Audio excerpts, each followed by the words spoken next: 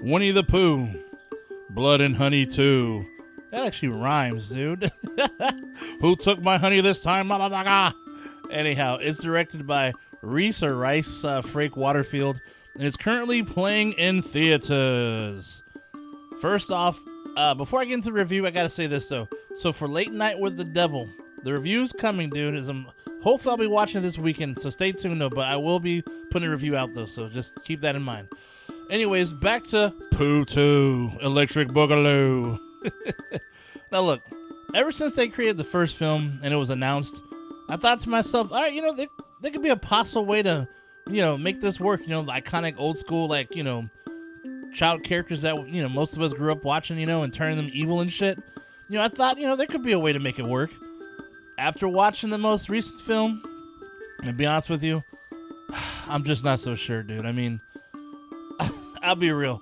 Pooh 2, it's not a bad movie. I'll say that. It's just, you can tell they had a bigger budget, from the previous film, the semi-success that it had. And they put it all on screen, which is awesome. There's great brutal-ass murders. Brutal-ass murders.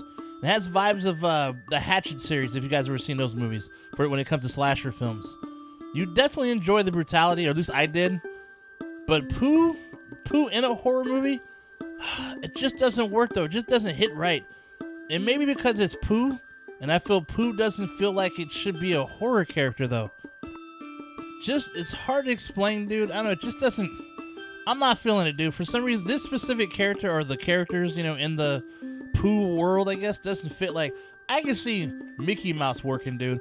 Personally, dude, I wish I could direct one of those, dude. I'll be real with you. Because I'd make Mickey a gangster, dude. I'm talking about, like, one of those old school, like, gangsters from Godfather or something, where he's like a Don and shit.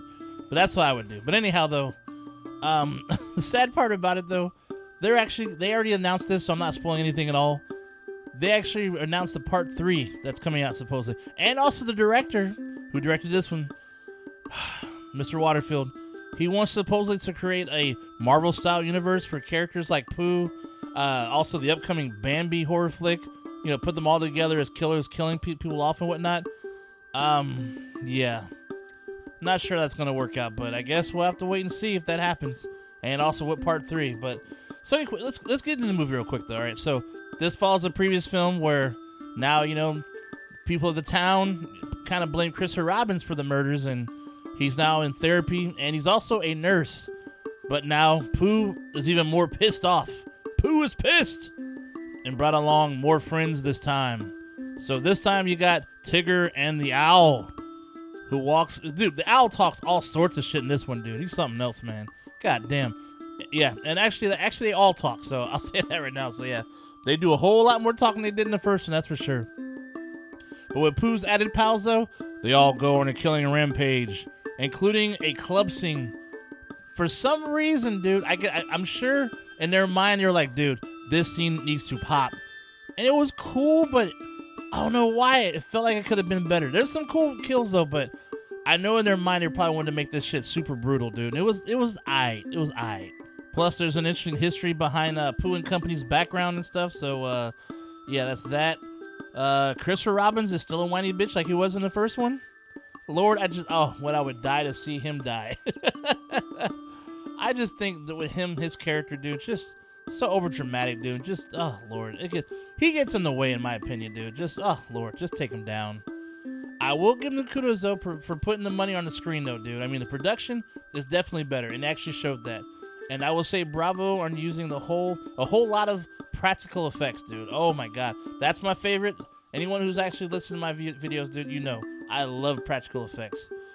But, yeah, that's my favorite for sure.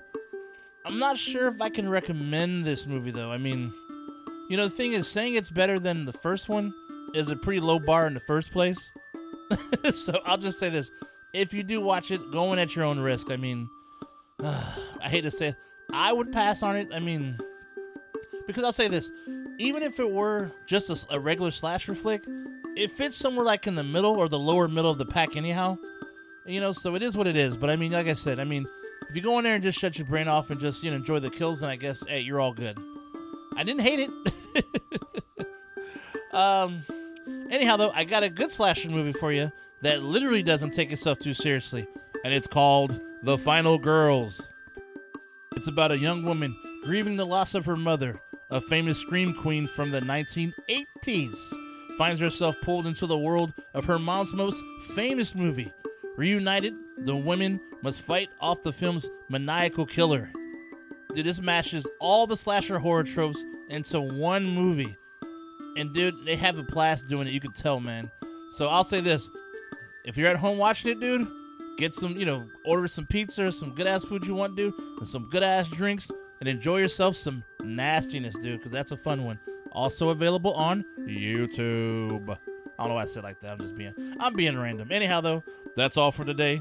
Stay nasty, my friends, and I will see you at the next one. Shay Nasty out. Have a good weekend. I'll see you soon. Like and subscribe.